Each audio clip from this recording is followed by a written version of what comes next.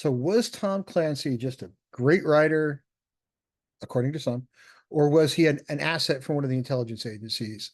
This theory kind of came out a number of years ago. It's kind of always been buzzed around him ever since Hunt for Red October.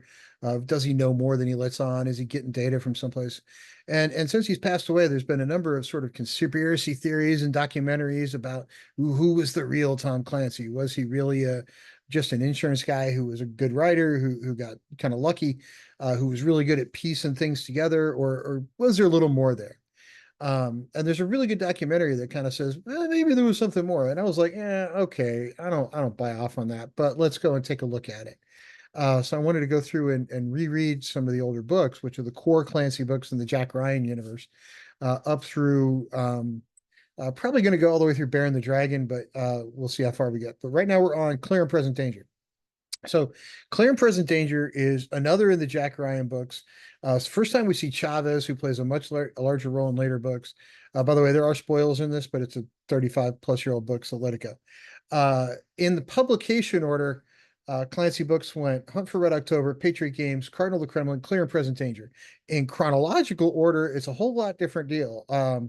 Chronological, it's Without Remorse, Patriot Games, Red Rabbit, Hunt for Red October, Red Winter, Cardinal the Kremlin, and then Clear and Present Danger. So depending on how you look at it, this book is either fourth or like seventh. So however you want to look at that. But now this particular time, the theme of the book is the war on drugs, because remember, this book came out in 1989, so the war on drugs was a big thing of Ronald Reagan's, and 89 is when we transitioned from Reagan to Bush being president. There is a movie tie-in. Of course, Harrison Ford played Jack Ryan in the movie, which made it kind of look like he was much later in his career because Harrison Ford was a little older. Yeah, it's no big deal. The book and the movie are incredibly different. The basic theme is the same. It's still war on drugs.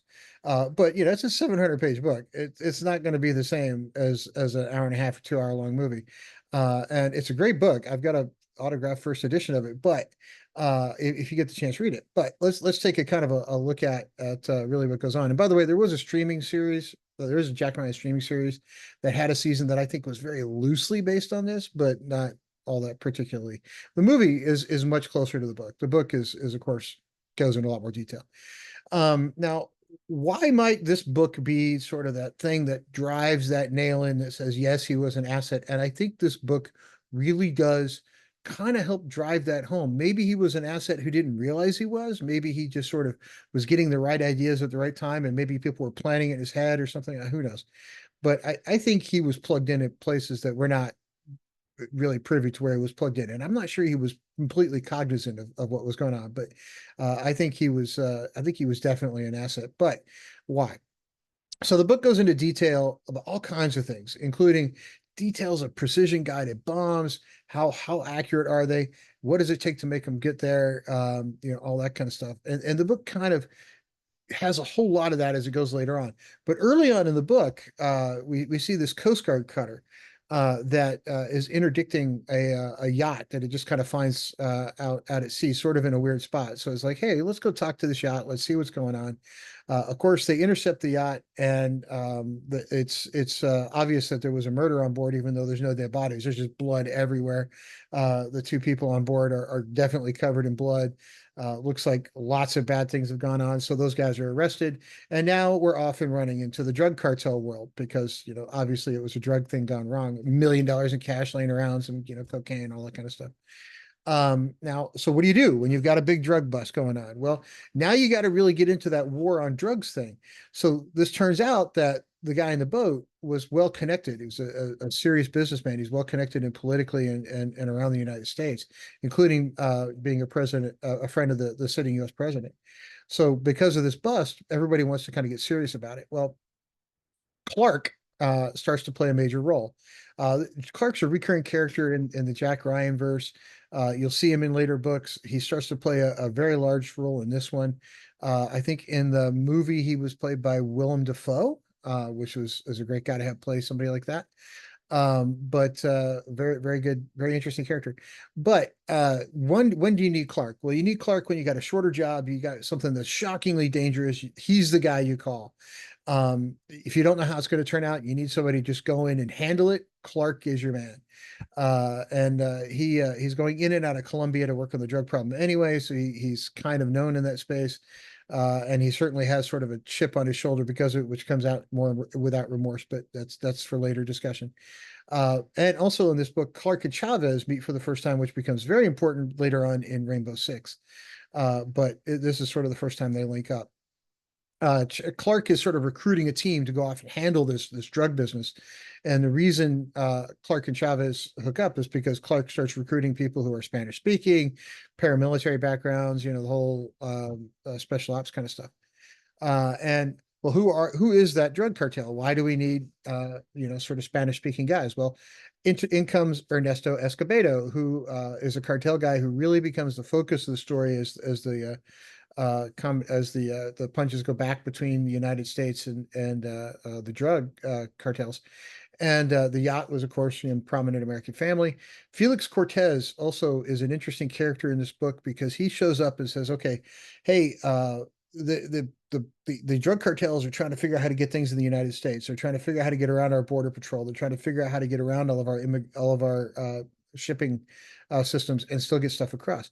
How do you do that? Well, you need intelligence information. So, of course, the drug cartels are big enough; they got their own intel guys. So, in comes Felix Cortez. Felix Cortez and Ernesto Escobedo start to have this little argument going back and forth because Escobedo took out the guy that was laundering money and kind of stealing it. He was the guy on the yacht.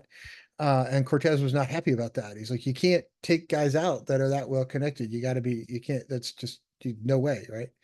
And that leads into a whole sort of conflict inside the cartel, and it was really kind of an interesting thing to see go on in the book because you've got political content, political and sort of who's in charge contests over in the cartel. You've got that in the United States, so the Clancy does a really good job of sort of making those two things look like they're similar. You got politics here, politics there, who's in charge here, who's in charge there.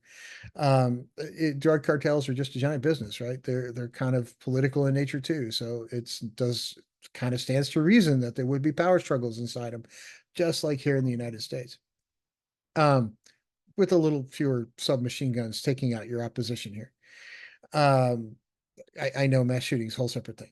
But Admiral Greer also takes on a strong role here. And the thing I liked about Greer is Clancy used Greer as a way to kind of launch the career of Jack Ryan. So Admiral Greer was this guy who in the movies was played by James Earl Jones, but sort of took Jack Ryan and said, "Okay, I like this kid. I really like this kid. I'm going to run him up the ladder as fast as I can at CIA. He's going to become a major player." Much younger than normally people would become major players, and it's because of Greer's involvement with that. The of course, Greer in this particular one is sick with cancer, and that's how Ryan winds up as the deputy director of intelligence in the book. He's sort of acting for James Greer while he's off dealing with cancer treatments, and does ultimately die in the book. But the interesting thing is when you put Jack on one side of Deputy Director of Intelligence and you have the DDO, the Deputy Director of Operations, not really talking to each other inside the agency.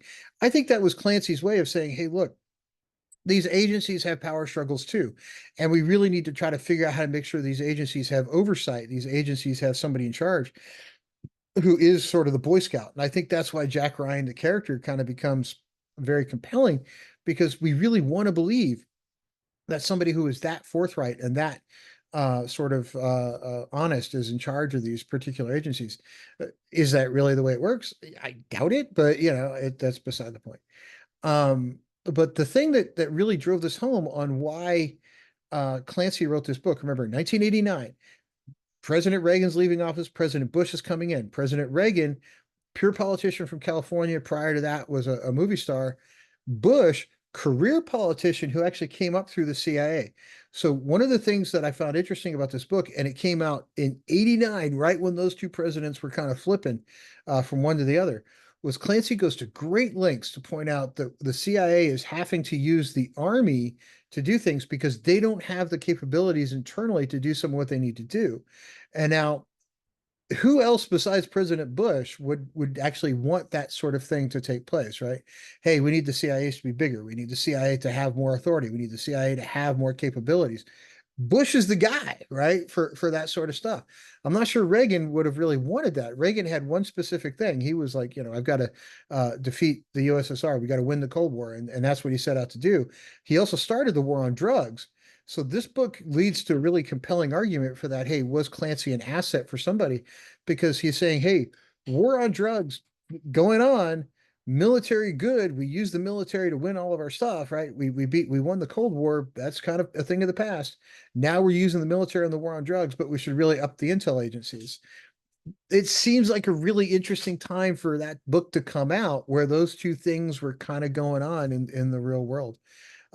Especially with sort of the twist Clancy puts on it, where he wants intel agencies to have more capabilities and not have to rely on the military so much.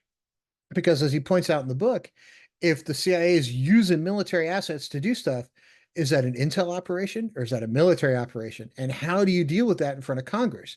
Right? Is that something the intel agencies have to go brief you on? Oh, hey, we're using F-15s to blow stuff up because we're the CIA and that's okay.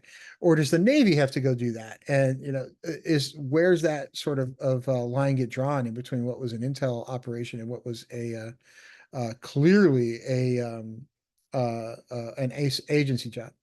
Now, the thing that I think Clancy goes to great lengths to do here is to point out that those lines are fuzzy, and who has the authority is kind of fuzzy. And the other thing he points out is that it is possible, if those lines are still fuzzy and the agency doesn't have its own people to do the jobs it needs to do, or the military doesn't have the authority to go do what we need to do inside that war on drugs. Is it a real war, right? So is it an actual war that you can use the army on, or is it not an actual war you can't use the military on? And where does that line get drawn? And Clancy goes to great lengths to kind of prove that those lines are fuzzy, but who gets the authority to decide? Right? Is it the president that gets the authority to decide, or is it the agency that gets the authority to decide, or is it the Navy that gets the authority to decide? And who gets to decide when we start using Navy and Army assets with lethal force up against a drug cartel in a foreign country? So we're basically shooting foreign nationals with our military, dropping precision bombs. We're doing all kinds of things without notifying Congress. Is that a War Powers Act problem? Is that an intelligence agency problem? Those lines are not really well defined. And can you actually have a war like this go on and the president doesn't know about it? And can the president have plausible deniability? Should the president have known? Should the Congress have known? Should the Senate have known? Well, if you're employing military force in a foreign country, of course everybody should know, right? Not everybody, but the president, the Congress, the Senate, select people should know that you're applying lethal military force in another country against civilians, not against military, against civilians. That's something that needed to be known. And Clancy, I think, in the book was making sort of a sales pitch that says, hey, we need the agency to be able to do these things without the military. And to me, that's is sort of the big thing that kind of drives that nail in the this book came out at exactly the right time to make that argument, because you had one president going out who defeated won the Cold War, uh arguably at the time, at least. Forget today for a second, but at the time we'd kind of won the Cold War, at least the version of it that was going on then. You had another president coming in who was straight out of the intel agencies, sort of came up through that world. And let's make this an intelligence operation, and oh yeah, let's take care of the war on drugs. And that, to me, in this book coming out exactly when it did, said he was either the luckiest guy on the planet or somebody was feeding him stuff to kind of put in there. And it also kind of brings up the question of, you know, Bush was a shoe-in to win. That wasn't really a big question, right? Reagan was incredibly popular. Bush was his vice president. He was the anointed one. He was probably going to win anyway. Was it a risk to write this kind of stuff, or did he know who was going to win the election ahead of time? That's me talking out loud. But anyway, the question is, what other option is there? He's gotten lucky a couple of books in a row, either shockingly lucky on Hunt for Red October, where the book went from a debut author having no experience writing. He's an insurance salesman. There's a movie deal on that thing the year it comes out, and the movie deal was already in the works from a preprint of the book before it was even published. That never happens, even in '84. Come on, really? Patriot Games, dead on exactly what needed to happen with terrorist groups in '87. Cardinal of the Kremlin was, hey, we really need an intel victory so we can show the USSR falls apart. Right at exactly the right time.